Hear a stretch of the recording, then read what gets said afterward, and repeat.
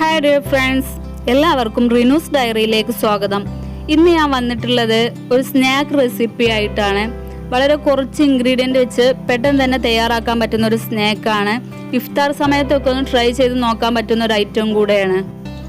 അപ്പോൾ നമുക്ക് വീഡിയോയിലോട്ട് പോകാം. അതിനു മുമ്പ് എൻ്റെ ചാനൽ ഇതുവരെ സബ്സ്ക്രൈബ് ചെയ്യാത്ത കൂട്ടുകാർ ഒന്ന് സബ്സ്ക്രൈബ് ചെയ്തേക്കണേ. ഇഷ്ടപ്പെട്ടാൽ ലൈക്ക് ചെയ്യാനും മറക്കല്ലേ. ഇത് തയ്യാറാക്കി എടുക്കാൻ വേണ്ടി ഒരു പാൻ വെച്ച് അതിലോട്ട് 1.5 ടീസ്പൂണോളം വെളിച്ചെണ്ണ ഒഴിച്ചു കൊടുക്കാം. എണ്ണ ഒന്ന് ചൂടായി വരുന്ന സമയത്ത് ഇതിലോട്ട് ഒരു മീഡിയം സൈസ് സവാള ചെറിയ കഷ്ണങ്ങളാക്കി കട്ട് ചെയ്തതോടെ ചേർത്ത് കൊടുക്കാം. എന്നിട്ട് ഇതൊന്ന് ചെറുതായിട്ടൊന്ന് വഴറ്റിയെടുക്കാം. ഇത് ജസ്റ്റ് ഒന്ന് വഴറ്റിയ ശേഷം ഇതിലോട്ട് ഒരു ചെറിയൊരു പിടി ക്യാബേജ് ചെറിയ കഷ്ണങ്ങളാക്കി കട്ട് ചെയ്തതോടെ ചേർത്ത് കൊടുക്കാം.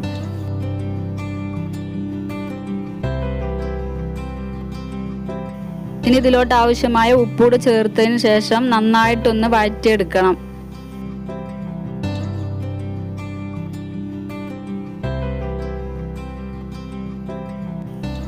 സവാളയും ക്യാബേജൊക്കെ നന്നായി വെന്ത് കിട്ടിയിട്ടുണ്ട്. ഇതിലോട്ട് വലിയൊരു ഉരുളൻകിഴങ്ങ് ചെറിയ കഷ്ണങ്ങളാക്കി കട്ട് ചെയ്തത് ചേർത്ത് കൊടുക്കാം.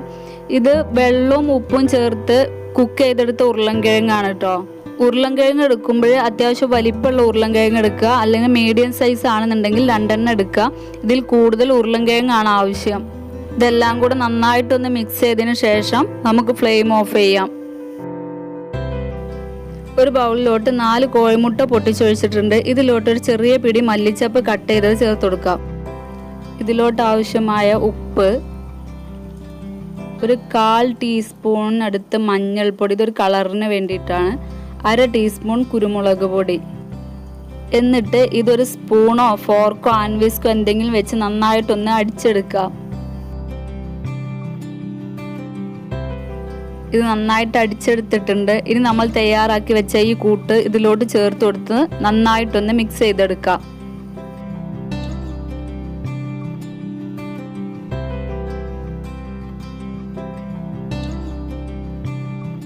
ഇനി സ്റ്റൗവിൽ മറ്റൊരു പാൻ വെച്ച് ഒരു അല്പം എണ്ണ തടവി കൊടുത്തിട്ടുണ്ട്. ഇതിലോട്ട് നമ്മൾ തയ്യാറാക്കി വെച്ച ഈ കൂട്ടിൽ നിന്ന് പകുതി ഒഴിച്ചു കൊടുക്കാം. എന്നിട്ടൊരു സ്പൂൺ വെച്ച് പാനിന്റെ എല്ലാ ഭാഗത്തോട്ടും ഈ കൂട്ടൊന്ന് ആക്കി കൊടുക്കാം. ഇത് ചെയ്തെടുക്കുമ്പോൾ ഫസ്റ്റ് ഹൈ ഫ്ലെയിമിൽ വെച്ചിട്ട് പിന്നെ ലോ ഫ്ലെയിമിലാണ് വെക്കേണ്ടത്. അടി പിടിക്കാതിരിക്കാൻ വേണ്ടിയിട്ട് ഇതുപോലൊരു തട്ടൂടെ വെച്ചു കൊടുത്തിട്ടുണ്ട്.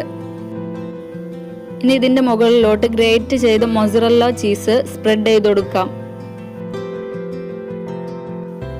അതിനുശേഷം നമ്മൾ നേരത്തെ എടുത്തു വെച്ച ബാക്കി കൂട്ട് എല്ലാ ഭാഗത്തേക്കും എത്തുന്ന രീതിയിൽ ഒഴിച്ചു കൊടുക്കാം.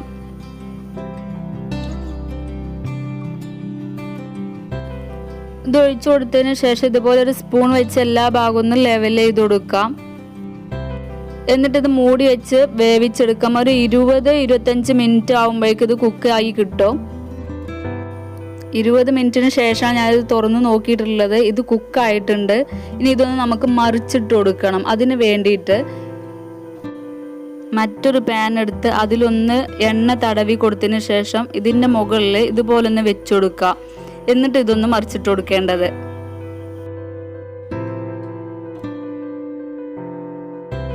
അപ്പോൾ ഇത് മറിച്ചിട്ട് കൊടുത്തിട്ടുണ്ട്. അടിഭാഗം കരിഞ്ഞിട്ടൊന്നുമില്ല, നല്ലപോലെ കിട്ടിയിട്ടുണ്ട്. ഇനി ഇതൊരു 5 മിനിറ്റ് ലോ ഫ്ലെയിമിലൊന്ന് കുക്ക് ചെയ്തെടുക്കാം.